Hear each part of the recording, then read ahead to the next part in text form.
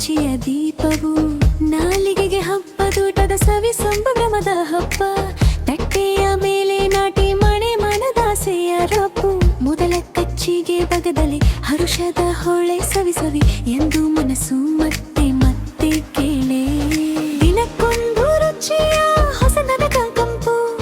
ಬಾಗಿಲು ದಾಟಿ ಬಂತು ನೆನಪಿನ ಚಂಪು. ಕೈ ರುಚಿಯ ಪಾದರಸದಲ್ಲಿ ಅಡಗಿದ ತಂಪು. ನೋಡಿ ನಗುತ್ತಿದೆ ಮನೆಯೊಳಗಿನ ಜಂಪು. ಅಡುಗೆ ಹಬ್ಬ